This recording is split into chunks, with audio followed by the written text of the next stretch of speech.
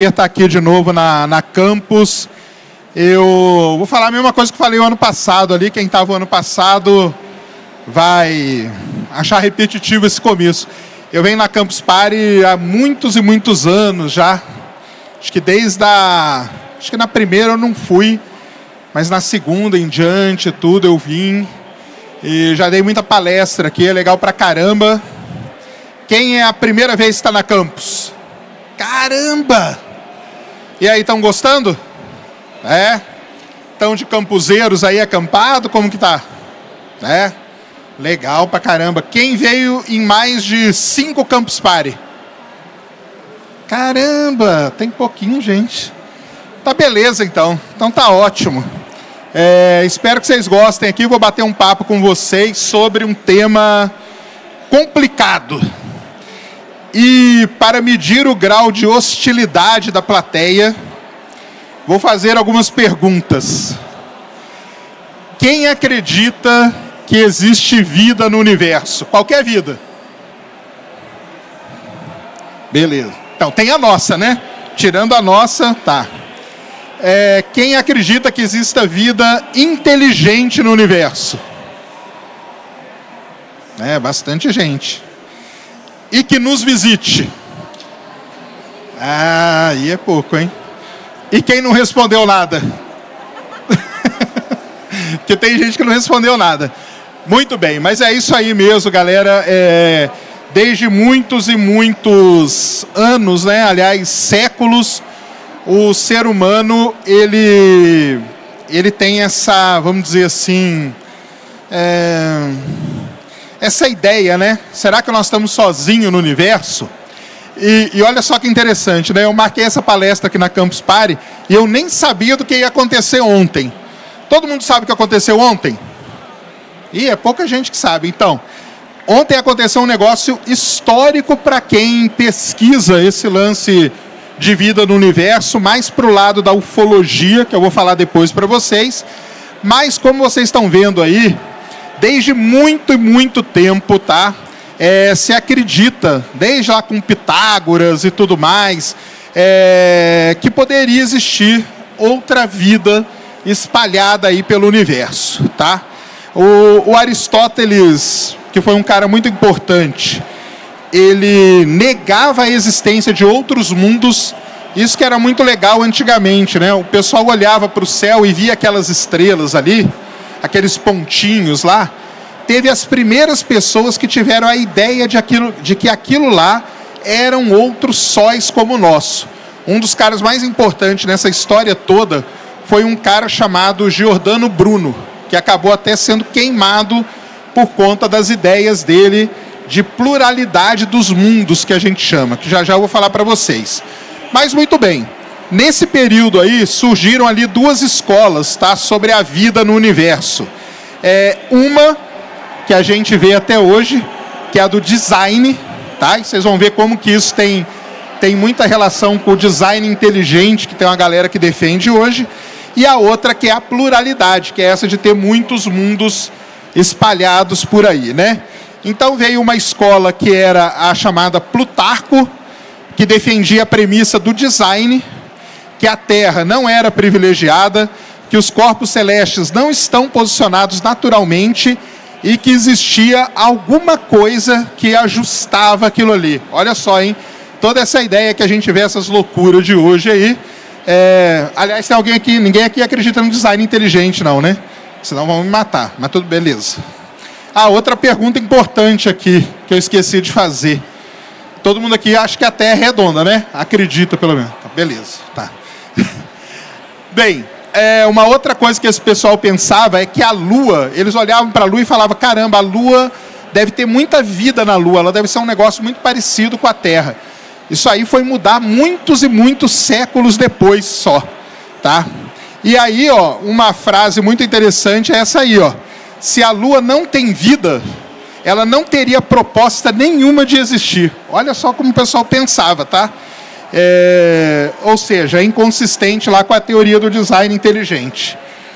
E a outra escola era a de Lucrétios, que a gente chama, que é a pluralidade. A pluralidade o que é?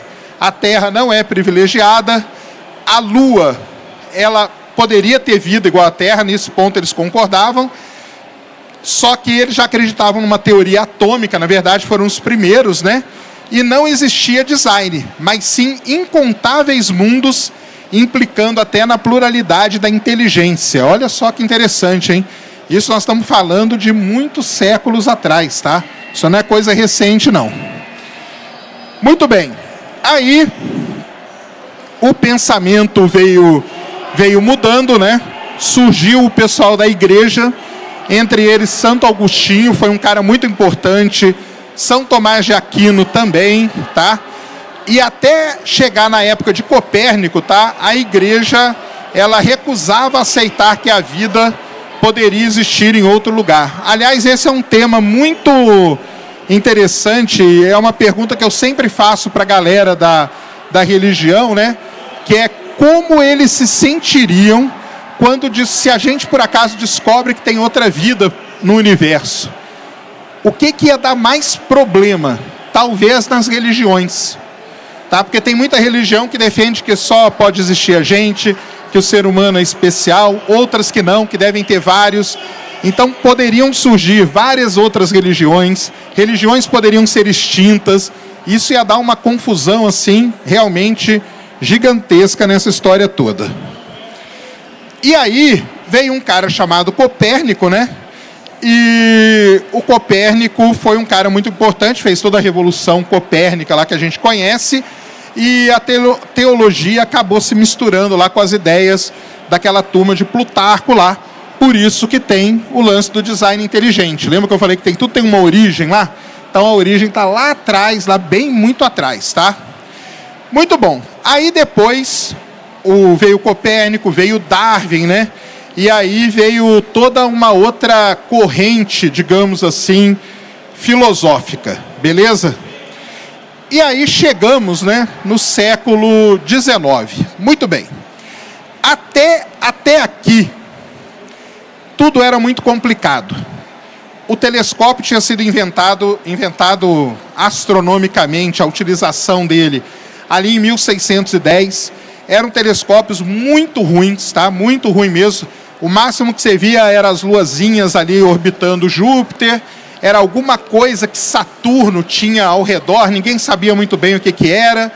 A Lua, você via aquele monte de cratera e não sabia muito bem. Ou seja, demorou muitos e muitos anos para o telescópio se desenvolver a ponto de que os astrônomos pudessem olhar para um objeto e começar a entender aquilo ali como se fosse um objeto parecido com a Terra, ou seja, que tivesse uma geologia, que tivesse feições ali que a gente conseguisse observar. Por isso que durante séculos, né, vários pensamentos ficaram mandando aí na humanidade. Mas aí, lá no século XIX, começaram a aparecer, então, telescópios melhores, nos anos de 1800, 1870, começo dos anos 1800, os telescópios já estavam ficando legais, e dali para o final dos anos 1800, os telescópios realmente ficaram muito bons, e aí a gente conseguiu ver, né, principalmente evidências geológicas e astronômicas de que o número de sistemas... Isso aqui era um erro na época, logicamente, né? Hoje a gente sabe que é um erro, mas para a época não, né? Mas o que acontecia? Eles olhavam para uma estrela e eles não viam planeta nenhum em volta dela. Lógico, né? É muito difícil ver. Então eles pensavam que você tinha muito pouco sistema planetário. Tá? Isso aí vai mudar depois, só agora, né? 1995 que isso mudou, na verdade. Mas eles conseguiam ver alguma coisa geológica já, e esse livro aqui, desse cara aqui, ó, é muito importante. Esse livro você baixa na internet, é legal pra caramba, que fala sobre a pluralidade dos mundos.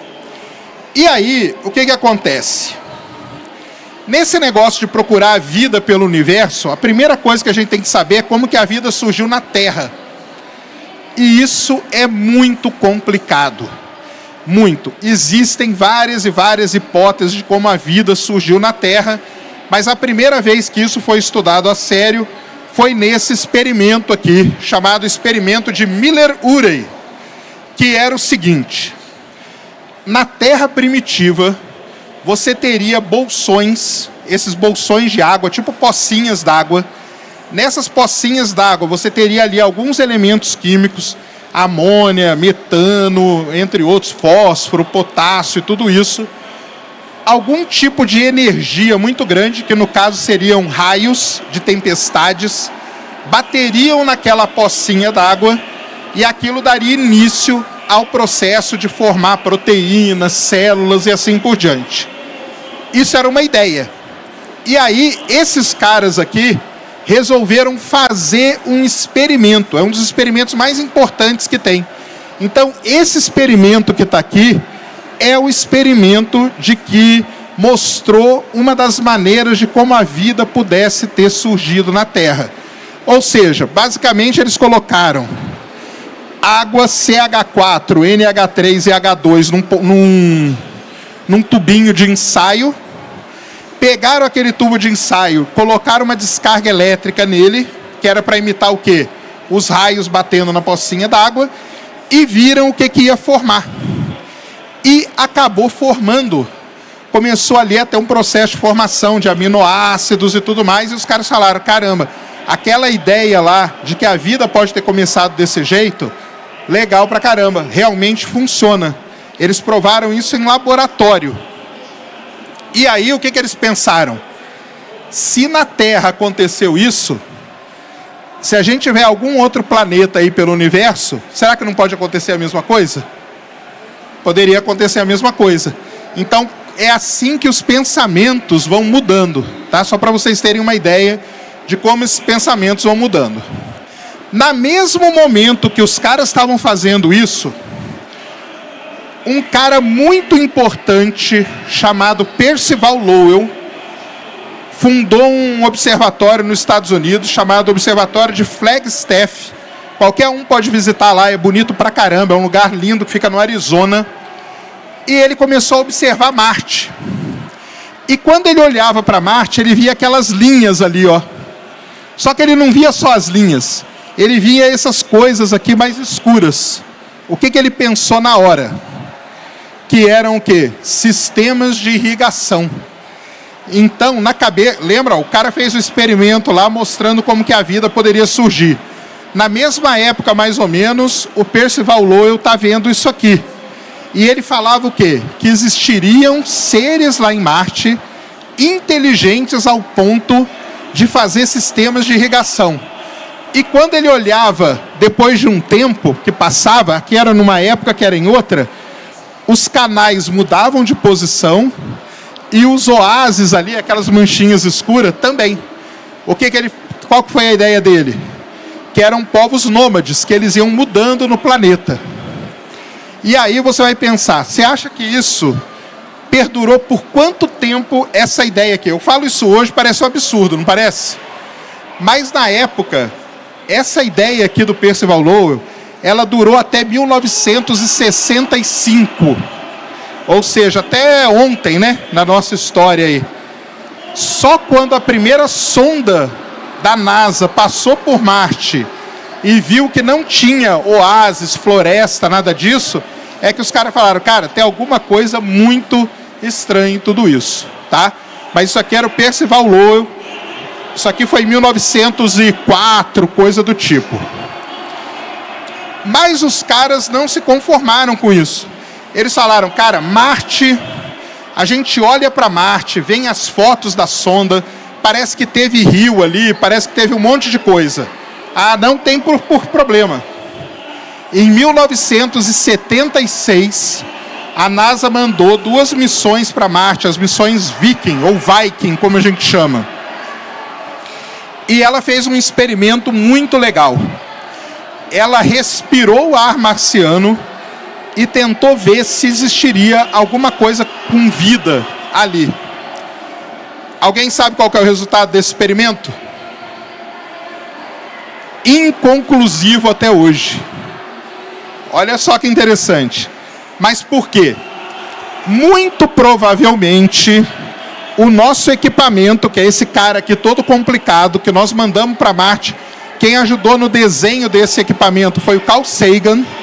Carl Sagan, ele era um cara vidrado nessa busca por vida. esse equipamento ele pode ter ido contaminado para lá.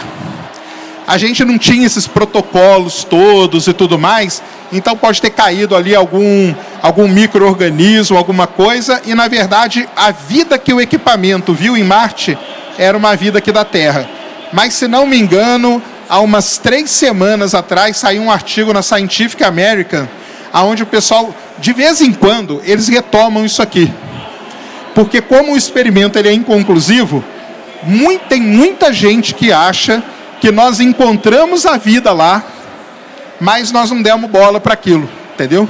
Então tem essa linha aí de raciocínio, são os experimentos da Viking. Para piorar a situação, a Viking era um módulo que pousava e um módulo que ficava na órbita de Marte. O módulo que pousou lá deu isso, e o módulo que ficou na órbita de Marte viu o quê? Alguém já ouviu isso aqui? Isso aqui é o famoso rosto marciano. Então, imagina só, você levou um equipamento para encontrar vida que deu um resultado meio inconclusivo. Enquanto isso, a sonda que está na órbita fotografa isso aqui. O que os caras falaram? Cara, até lógico que tem vida. É óbvio, né? Porque como que vai construir uma montanha daquela ali, né? Depois de muitos anos, a NASA mandou outras sondas para lá, passou no mesmo lugar. E lógico que não era nada disso, né?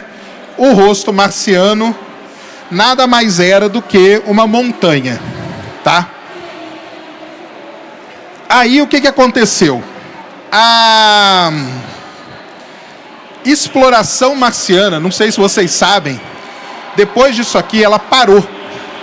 Ela parou por muitos e muitos anos. Muitos anos. Depois eu vou mostrar quando ressurgiu toda essa ideia. Muito bem, o pessoal pensou o seguinte, cara, esquece Marte, não vai ter vida não, aquilo lá é tudo meio seco mesmo, deixa aquilo pro lado, vamos procurar em outros lugares. Bem, outros lugares aonde? Nós vivemos no sistema solar, que é um planetas orbitando uma estrela. A gente tem uma ideia de como que isso nasceu, né? Nasceu num disco protoplanetário que a gente fala. Aí os astrônomos falaram o seguinte, bem, nós não temos nem ideia se existem outros planetas por aí. Isso aqui é muito antes de 1995, quando foi descoberto o primeiro exoplaneta, tá? Eles falaram, cara, vamos mandar um telescópio para ver se a gente acha algo parecido com o que era o sistema solar lá no começo. E eles mandaram um satélite chamado IRAS, que é esse cara aí, e ele achou numa estrela chamada Vega, uma estrela muito importante. Pela primeira vez na história nós detectamos um disco de poeira ao redor de uma estrela. Ou seja, se numa estrela como Vega tem um disco de poeira, milhares, bilhões de outras estrelas podem ter a mesma coisa. Então a ideia vai mudando, né? Essa ideia vai evoluindo, e isso foi um grande passo. Esse IRAS, para quem não sabe, nunca viu, é o primeiro telescópio espacial, antes do Hubble, James Webb e tudo mais, tá? E aí, hoje, né, nós temos o James Webb. Quando a gente aponta o James Webb para uma estrela jovem, ou seja, uma estrela que acabou de se formar, ainda tem um disco ao seu redor, a gente vê isso aqui, ó. Olha que coisa sensacional. Isso aqui não é um desenho, tá? Isso aqui ali no meio é uma estrela, e em volta dela você tem os discos de poeira e gás. Esses discos aqui, você tem um buraco, né? Você tem um disco aqui, você tem um buraco aqui no meio. O que é esse buraco? É algum planeta que está ali, que está limpando a órbita. Todo mundo conhece um disco de vinil, né? Que tem aqueles sulcos ali. É a mesma coisa. Então, isso aqui é a imagem que a gente tem hoje de um sistema solar parecido com o nosso, se formando pelo universo. E aí, só que a gente não tinha, aqui no IRAS, a gente não tinha descoberto nenhum exoplaneta ainda. O cara viu o disco ali. Até que em 1995, esses dois caras aí que ganharam o prêmio Nobel, o Michel Mayor e o Didier Queloz, ganharam o prêmio Nobel de 2019, se não me engano, descobriram o primeiro planeta ao redor de uma estrela parecida com o Sol. Aí alguém vai falar, ah, mas o primeiro foi em 92. O primeiro foi em 92, mas ele orbitava uma estrela totalmente diferente, chamada de um pulsar. E aí não serve para a gente por questão de vida, né? Lembra que aqui nós estamos atrás da vida pelo universo aí. Mas esses caras, em 1995, detectaram o primeiro planeta ao redor de uma estrela parecida com o Sol. 1995, hein, galera? Foi ontem, né? Na nossa história. Menos de ontem, né? E até hoje nós descobrimos 5.000 exoplanetas. Vocês acham 5.000 muito ou pouco? Muito. Quem acha muito? Ah, pouca gente. Quem acha pouco? Tá, isso aí. É pouco, lógico, né? Pela imensidão do universo, mas com a capacidade que a gente tem, é um número razoável para começar a fazer alguma estatística ali. Beleza? Muito bem. Lembram que a vida, a gente pensou que ela tinha começado com o raio batendo na pocinha e tal? Esses anos foram passando, o pessoal foi melhorando essa ideia e chegou numa outra ideia para a vida ter surgido. Então a vida podia ser um negócio muito mais complicado, que é isso aqui, ó. Ela pode ter se formado, ter se originado em fontes hidrotermais. O que são fontes hidrotermais? Lá no fundo do oceano você tem pequenos vulcões. Esse vulcão está trazendo material superaquecido da Terra. Esse material, ele vem carregado de quê? De vários elementos químicos, principalmente os elementos essenciais para a vida: carbono, hidrogênio, oxigênio, nitrogênio, fósforo. A gente chama de CHOMPs. Carbono, hidrogênio, oxigênio, nitrogênio, fósforo e enxofre. Esse material, ele vem, na hora que ele chega na água, ele encontra a água. Por que a água é importante para a vida? Porque a água é um solvente. Então ela vai misturar toda essa coisa e ali a vida começa a nascer. Então essa foi a ideia que veio lá em 1977, em 80 e tudo mais, anos 90, da vida se formando em fontes hidrotermais. E não era mais a vida nascendo naquele raio. É assim? É do outro jeito? A gente não sabe. Tem uma terceira hipótese ainda, que é a panspermia, que é esses elementos virem sendo trazidos para a Terra por asteroides, cometas e tudo mais. Qual é? A gente não sabe ainda. O pessoal estuda isso. Fica aí a dica, quem quiser estudar essa área. É uma área totalmente em aberto e tem muita coisa para ser descoberta ainda sobre a origem da vida. Muito bem. Lembra que eu falei para vocês, eu não falei mais de Marte, né? Marte estava parado lá, né? A Viking deu aquele problema todo e tal, e não sei o quê. Aí, o que aconteceu? Em 1996, aconteceu isso aqui. Quem já era nascido em 96? Quem assistiu o Fantástico? Ainda bem que pouca gente. Infelizmente eu assistia. Mas isso aqui apareceu no Fantástico. Aliás, o Fantástico, cara, tem duas coisas terríveis para tudo isso aqui. Uma delas é isso e a outra é a autópsia do ET. Alguém viu a autópsia do ET no Fantástico? Pô, pouca gente viu, cara. Que isso? É um clássico da televisão brasileira. Não é, Terezinha? É um clássico. Bem, o que aconteceu em 1996? Lá na Antártica, um grupo de pesquisadores descobriu esse meteorito aqui, ó. Tá? O ALH 84001. Quando os caras fizeram um corte nele e foram analisar no laboratório, no microscópio, eles viram isso aqui, ó. Se eu der essa imagem aqui para todo mundo que está aqui, boa parte vai falar que é o quê? Que é um verme, né? É um verme, é uma minhoca, ou seja, é algo relacionado ao quê? À vida.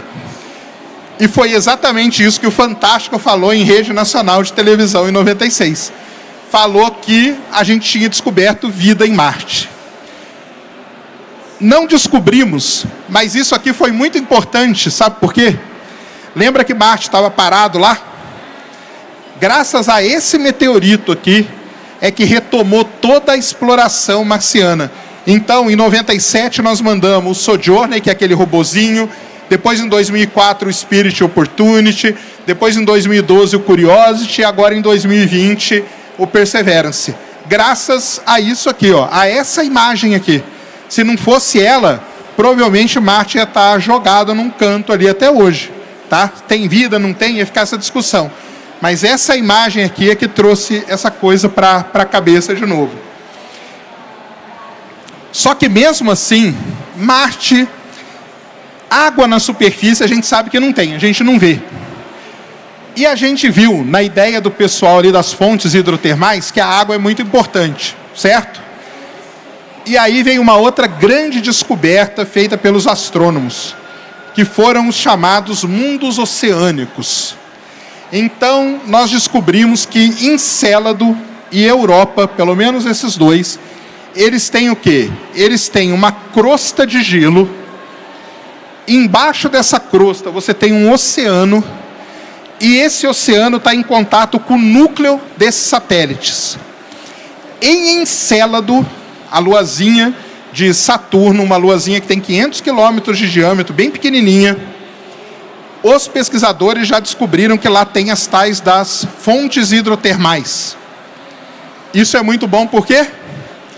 Porque aqui na Terra a gente acredita nisso, que a vida surgiu naquelas fontes. A sonda Cassini identificou, sabe o quê?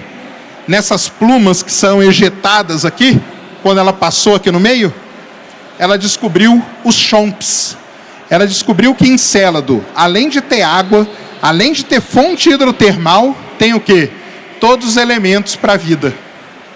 Por isso que Encélado é hoje talvez aí um principal alvo para se procurar vida no sistema solar. Europa também é um, Titã também, e até mesmo Plutão deve ter um oceano ali embaixo, tá? Da crosta de gelo dele. Uma coisa muito interessante mesmo, por isso que tem toda essa busca aí por vida nesses mundos que a gente chama mundos oceânicos, que são vários aí pelo sistema solar, tá? Todos esses aí têm algum tipo de, como que eu vou dizer, oceano submerso, tá bom? Alguém já viu Europa Report? Europa Report. Nunca viram esse filme? Caramba, cara. Só ele aqui? Que é isso, ó. Obrigação, lá atrás, viram? Obrigação hoje à noite. Assistam um filme chamado Europa Report. Ele é tão ruim que ele chega a ser bom. Vocês vão ver. Depois vocês me falam o que vocês acharam. Muito bem. Eu falei de Encélado, falei de Europa, falei de Marte e tudo mais. Mas tinha um planeta que para um cara era o lugar onde ia ter vida. Carl Sagan. Carl Sagan, na tese de doutorado dele, ele defendeu a tese de que nas nuvens de Júpiter e Vênus a gente encontraria vida. Na superfície de Vênus é muito difícil, mas nas nuvens a gente poderia ter vida. Graças ao quê? Graças a esse elemento aqui, essa molécula aqui, chamada fosfina, que é a molécula que deu toda a confusão aí recente, né? Então, ela foi analisada, um dado lá das nuvens de Vênus. Uma pesquisadora ajustou os dados, só que ela fez um ajuste matemático lá que ninguém usa hoje, e ela anunciou para o mundo que tinha descoberto fosfina em Vênus. Qual que é a gravidade disso? Fosfina só é produzida do jeito que a gente conhece, ou por usinas, ou por alguma coisa biológica. Ou seja, se ela fala que descobriu fosfina em Vênus, ela está falando que descobriu vida em Vênus, certo? Pegaram esse dado dela, viram que ela tinha errado um monte de coisa, ela teve que fazer uma correção e tudo mais, mas agora teve um congresso na Europa há 2 semanas atrás, onde ela afirmou que ela tem novos dados que mostram que pode sim ter fosfina em Vênus. Então, essa aí, para quem quiser seguir, é uma novela aí grande, é a novela da fosfina em Vênus. Sigam que nós vamos ter muitos capítulos. A gente não sabe, essa pesquisadora ela já tem um histórico com esses dados aqui, então o pessoal tem sempre um pé atrás com ela, beleza? Muito bem. Tudo muito legal, mas tudo muito chato, né? Pô, quem quer saber de micro-organismo, cara? Tá, isso aí... Tem gente que nem considera isso vida, né? Quero saber dos seres andando, comunicando com a gente. Isso que é a parte legal da coisa, né? Muito bem. Então, surge nessa história toda de vida aí pelo universo, esses caras aqui. Agora eu vou falar uma série de pessoas aí que são muito interessantes, tá? Muito bem. Enrico Fermi, que é esse carinha aqui, ele diz a lenda que um dia ele estava andando lá pela universidade dele, indo almoçar com uma galera, e aí ele perguntou, né, pro pessoal, né, o seguinte, né, cara, se o universo está cheio de vida por aí, aonde está todo mundo? Essa foi a pergunta que ele fez. Isso aí acabou se transformando no que a gente conhece hoje como paradoxo de Fermi, tá? Paradoxo de Fermi é isso. Se o universo está cheio de vida, cadê a vida? E aí começam todas as explicações sobre o paradoxo de Fermi, beleza? Muito bem. Então, para tentar explicar isso, que é muito complicado, tá? A primeira coisa que o Hanson, esse carinha aí, pensou, foi o seguinte: bem, vamos listar o básico para a vida poder existir. E aí ele criou uma listinha lá, ó. Você tem que estar no sistema estelar correto, tá? Ou seja, tem que ter uma estrela parecida com o Sol, tem que ter vários planetas, tem que ter um planeta numa distância boa do Sol. Você tem que conseguir ter moléculas, né, que se reproduzem, tipo RNA. Você tem que ter uma vida simples, porque tudo começa com uma vida simples, tá? Depois você tem que ter uma vida um pouquinho mais complexa. Essa vida tem que ter um tipo de reprodução sexual entre elas, até você criar uma vida multicelular. Depois, esse ser que vai surgir ali, ele tem que usar determinadas ferramentas para ser inteligente, e aí essa civilização vai avançando até ela conseguir colonizar e tudo mais. O cara criou isso aqui. Cara, qualquer um aqui pode criar qualquer lista dessa. Esse cara criou essa, ficou famosa pra caramba. E cada etapa dessa aqui, ele foi chamando de filtros. Então, por exemplo, qual que é o primeiro filtro? Ter um sistema parecido com o nosso, com uma estrela parecida com o Sol.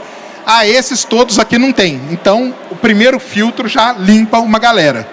Ah, tem que ter moléculas reprodutivas. Vai limpando.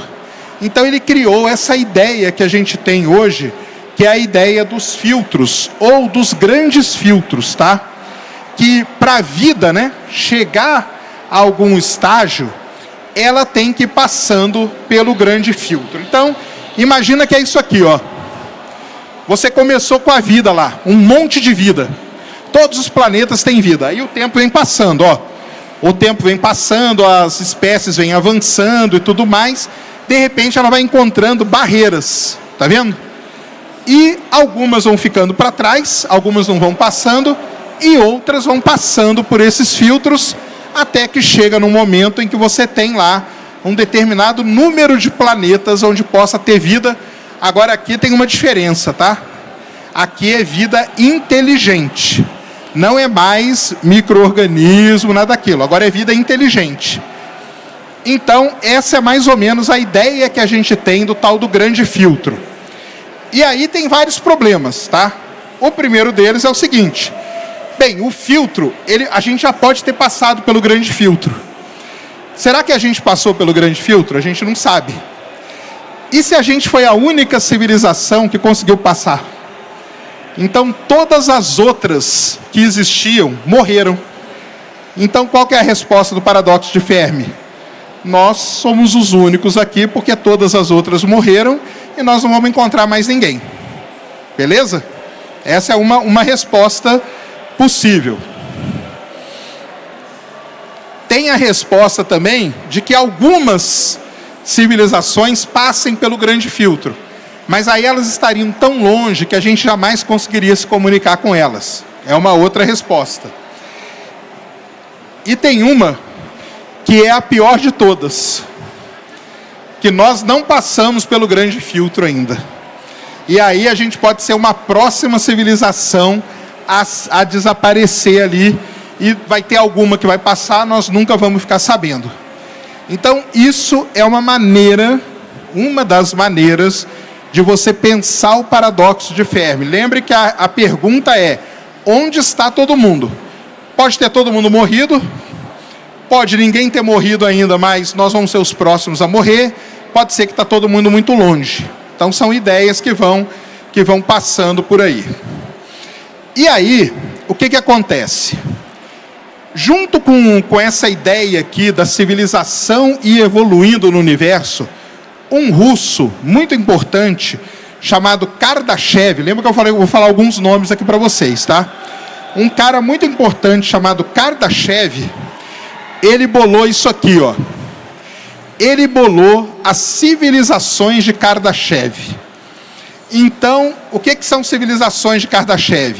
É a maneira para a ideia dele era a seguinte, ó, para uma civilização poder se perpetuar e ir atravessando os grandes filtros, ela precisa arrumar um jeito de manipular a energia. Energia é tudo.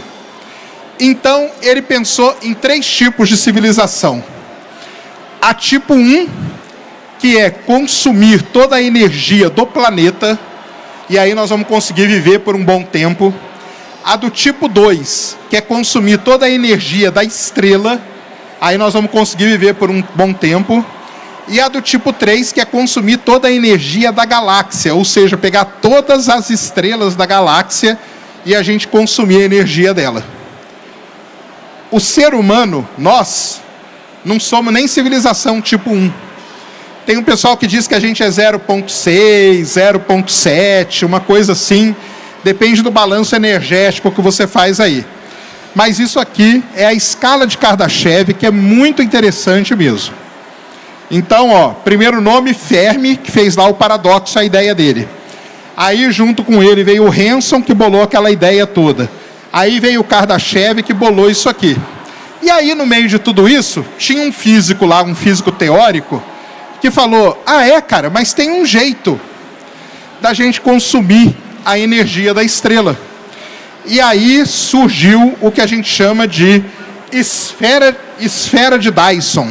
Alguém já ouviu falar na esfera de Dyson?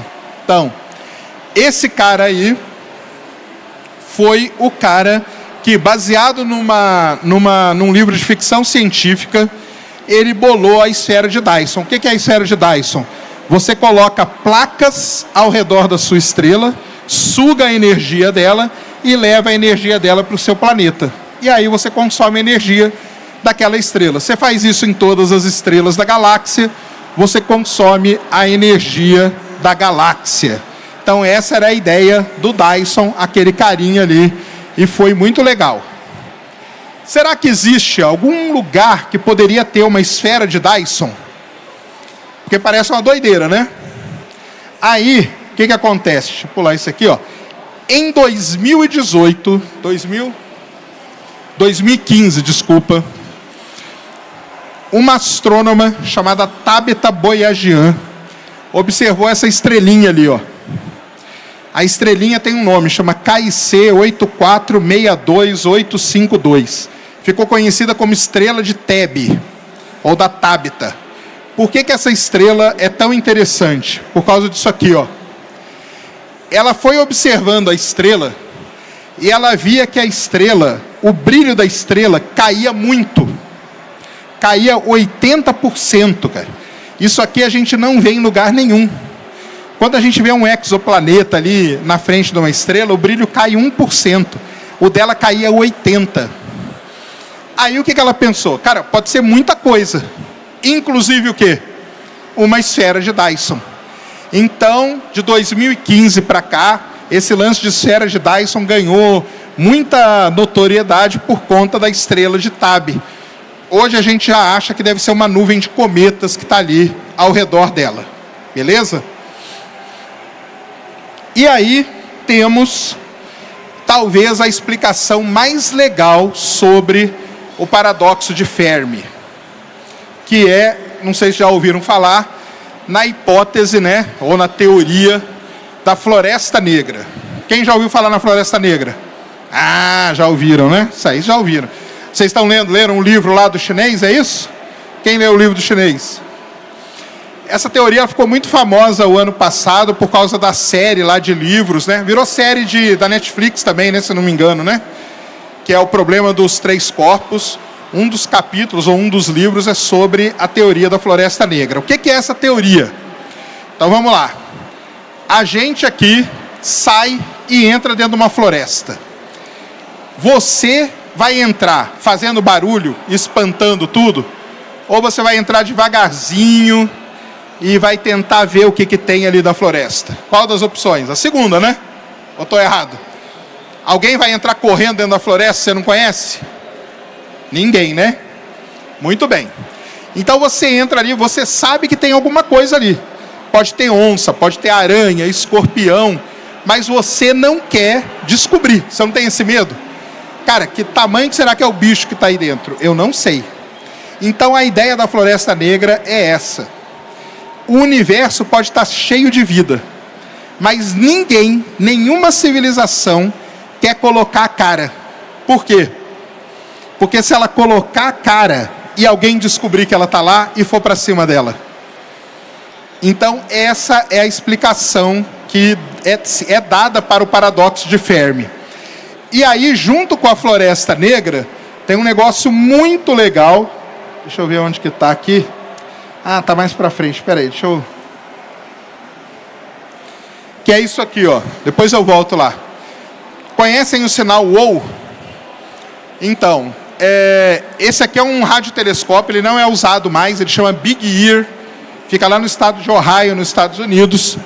E numa determinada noite de observação, ele captou um sinal que no meio do ruído todo tinha um sinalzinho coerente ali, que o astrônomo achou coerente. E aí ele foi lá e marcou com o símbolo UOL, né? Falou, caramba, o que é isso, né?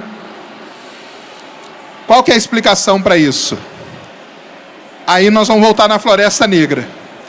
Imagina que você entrou na floresta e fala assim, cara, eu quero saber se tem algum bicho aqui.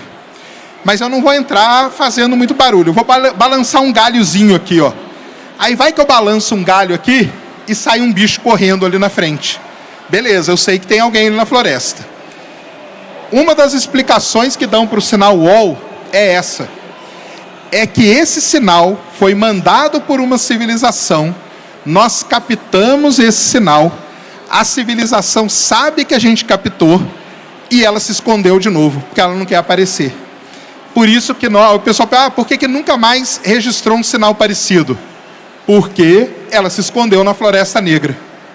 Entenderam? Então a hipótese da Floresta Negra é muito ligada com o sinal WOW, que é esse sinal aí. Muito bem, deixa eu voltar lá agora, onde que eu estava. Beleza. Então, tinha uns caras, que agora é um nome muito importante nessa história toda, que ele não estava satisfeito com tudo isso. E aí, ele falou o seguinte, cara, quer saber? Deve ter alguém aí, e se alguém é muito evoluído, nós vamos atrás desse cara através de ondas de rádio. Porque uma civilização, para ser evoluída, ela se comunica por ondas de rádio, igual a gente faz. E aí foi criado, né, esses dois caras aqui, o Cocconi e o Morrison, escreveram esse artigo aqui sobre a procura por civilizações extraterrestres usando sinal de rádio. Beleza?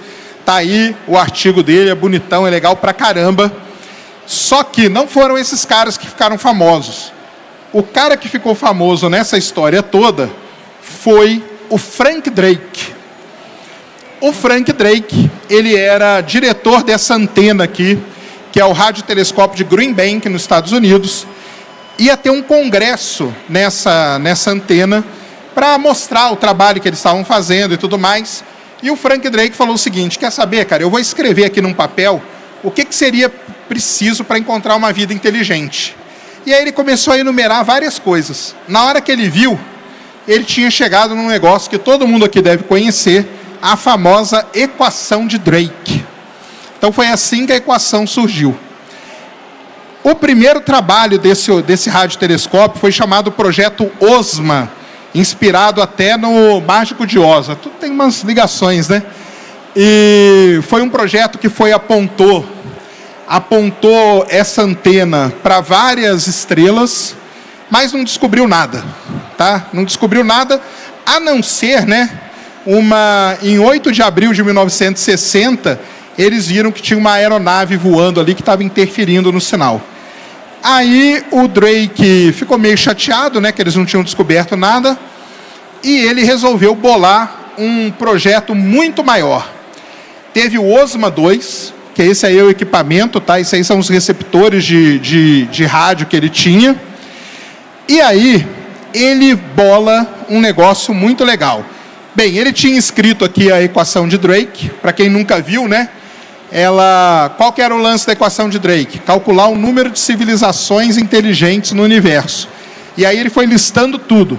Cada letrinha dessa é uma variável que a gente precisa. Quantos planetas tem? Quantos planetas são habitáveis? Quantas estrelas parecidas com o Sol?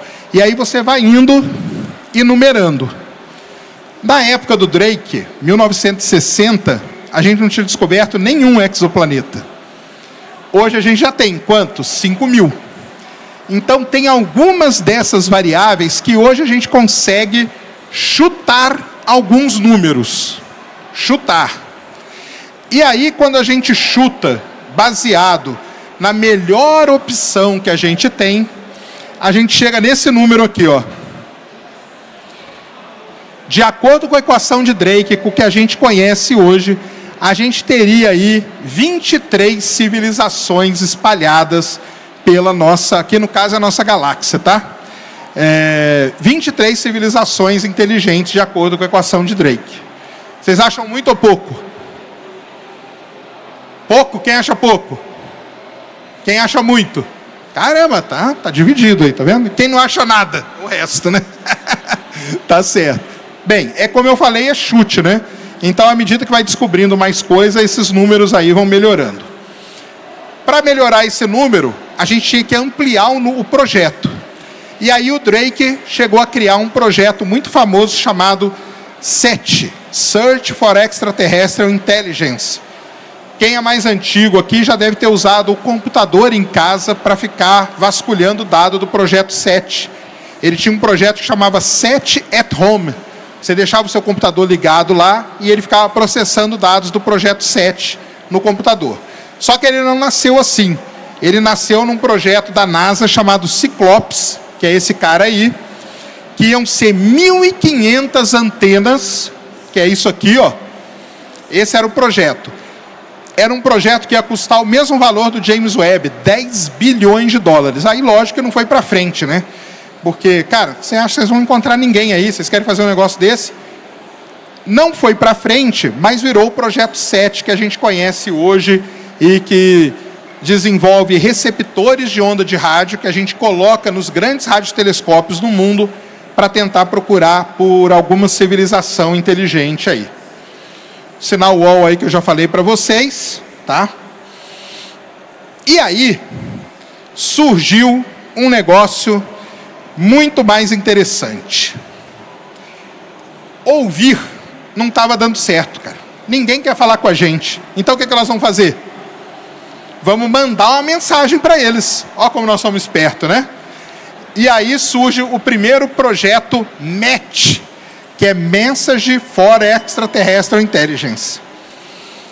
Foram lá no Arecibo, que é essa antenona que não existe mais hoje, ela foi destruída por causa de furacão e tal, e mandaram um sinal para o universo aí para ver se alguém entendia. Eles escolheram esse aglomerado de estrelas aqui e mandaram para esse aglomerado, tá? O aglomerado globular de Hércules, e mandaram lá. O sinal de Arecibo, né, a mensagem de Arecibo, é essa coisa aqui, tá? Então tem toda a explicação ali, são números binários, depois é o ser humano, a antena que mandou, o DNA e tudo mais. Eles acreditavam que lá do outro lado do universo alguém ia pegar isso, ia decodificar bonitinho, ia saber onde a gente estava. Então essa aí foi a primeira tentativa da gente mandar alguma coisa para o universo. Não deu, até agora, não recebemos a mensagem de volta. Segunda tentativa, o Carl Sagan bolou o quê? O famoso disco de ouro da Voyager. Por que não, né? Vamos mandar uma sonda, a gente vai lá, ó. Sabe esse desenho aqui de baixo? O que que é? É a posição da Terra com relação aos principais quasars do universo. O quasar é uma fonte de energia muito fixa, ou seja, nós simplesmente mandamos o nosso endereço de onde a gente está. E aí, criou-se um problemaço hoje, que é esse aqui, ó. Vou perguntar para vocês, quem acha legal enviar a nossa posição para os alienígenas? Levanta a mão. Quem acha legal?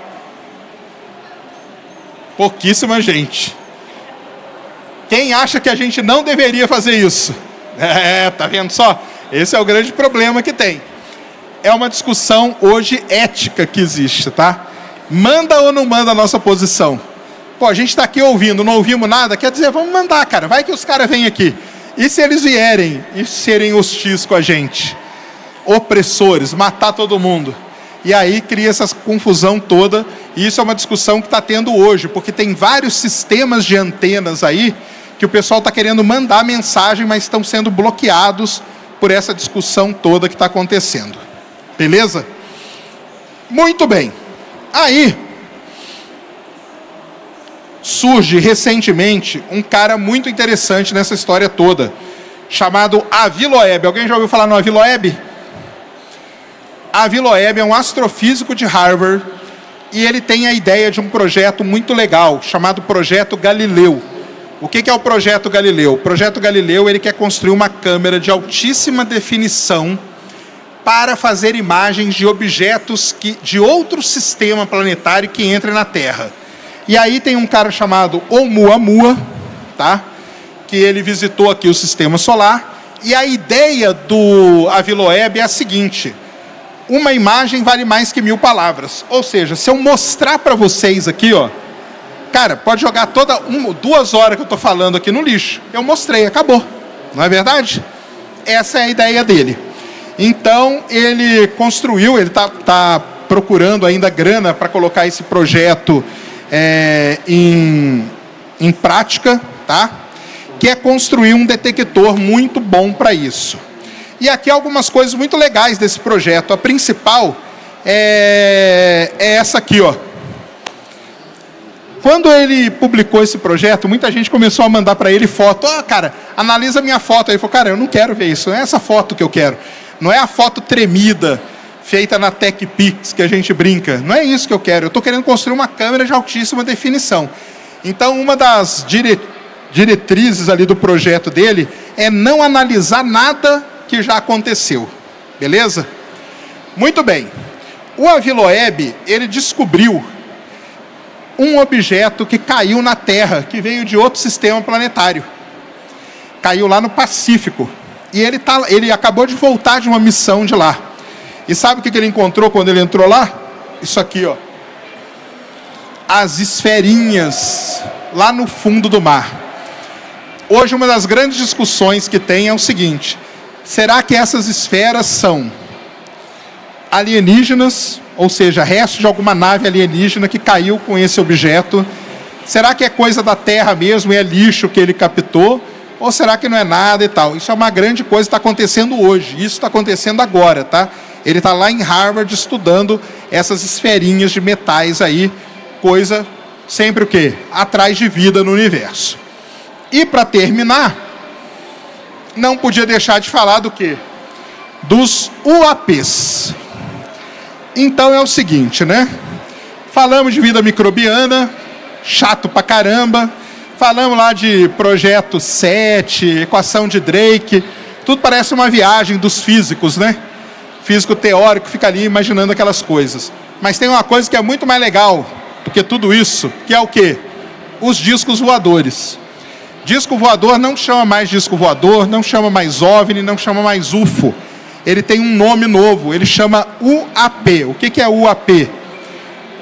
Fenômeno aéreo não identificado, ou fenômeno anômalo não identificado. Isso ficou muito famoso pelo tic-tac. Todo mundo conhece o tic-tac? Não conhece o tic-tac, cara? Vou mostrar o tic-tac para vocês, depois eu volto aqui.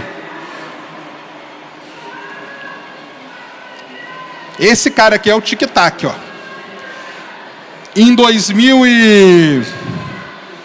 e 20, né? E 17, 18, ali, 2020, né? No meio da pandemia, um cara pediu acesso a todos os registros da Marinha Americana e no meio desse registro tinha essa imagem aqui. O que é essa imagem?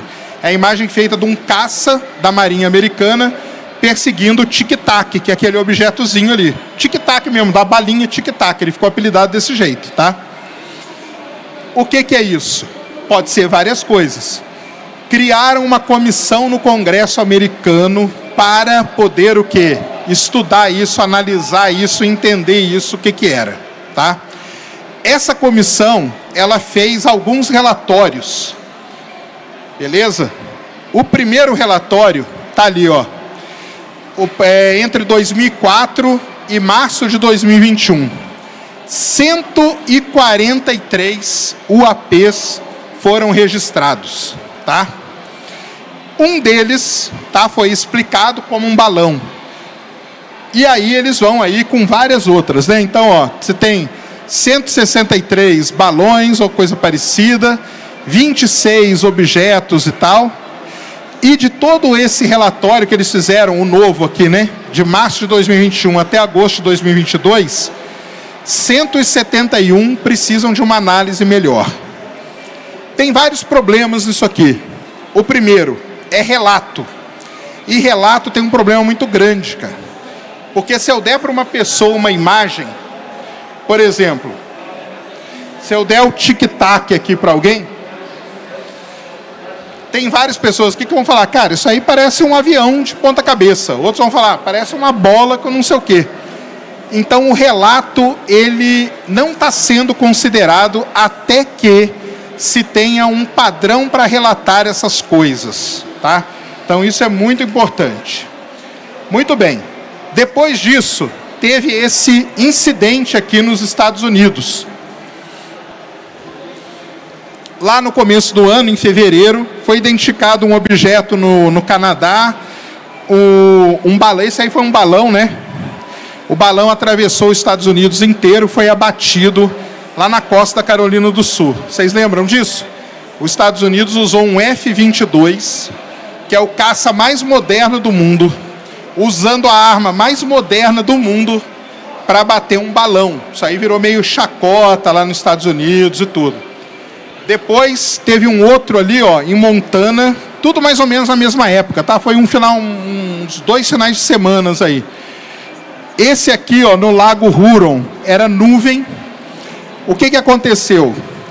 Quando o primeiro balão chinês passou, o governo americano falou o seguinte: vamos pegar nossos radares todos e colocar no máximo o contraste dele. Por quê?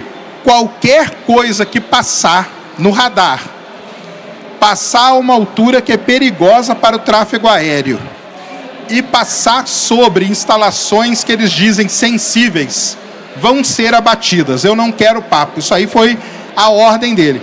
Então eles aumentaram o contraste do radar. No que eles fizeram isso, o cara que estava há 30 anos vendo o radar de um jeito, do dia para a noite começou a ver o radar de outro jeito. E aí uma nuvem de chuva muito pesada, aparecia o quê? Um objeto.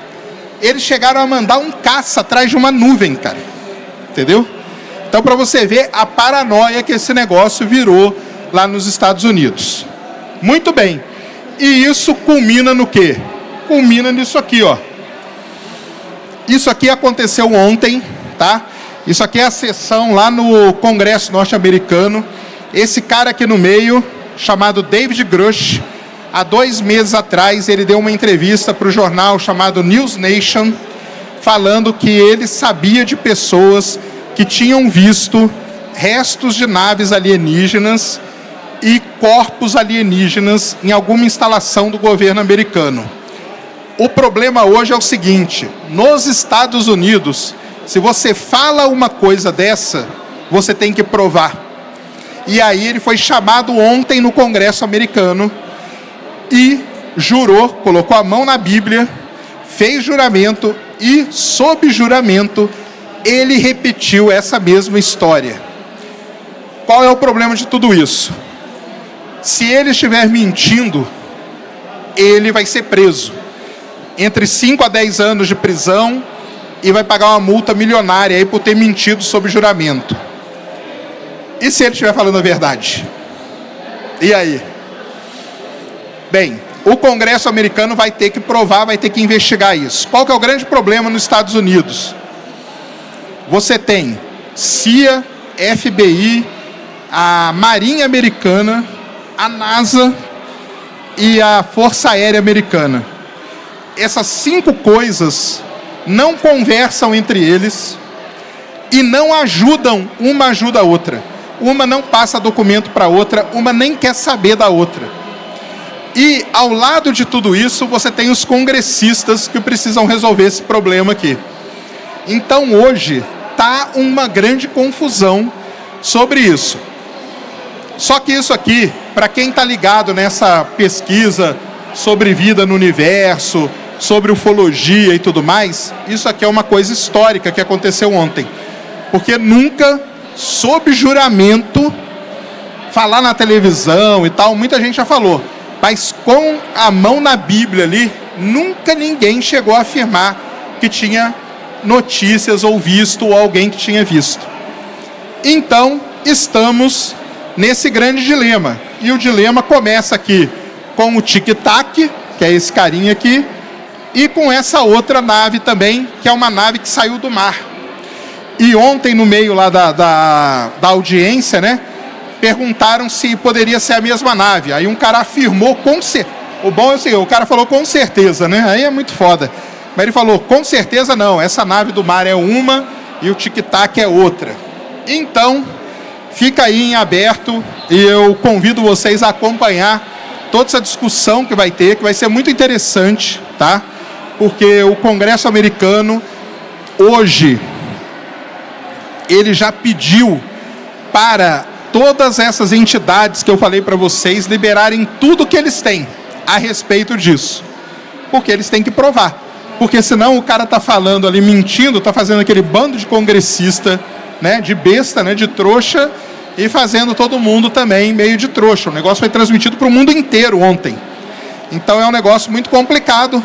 E estamos aí nessa para saber se tem ou não tem vida no nosso universo.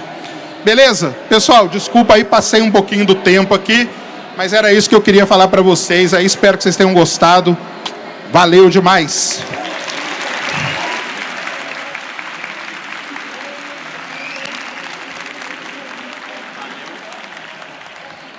Agora ele vai estar no meet and greet ali, então a gente vai formar uma fila, com calma, pelo amor de Deus, e é isso.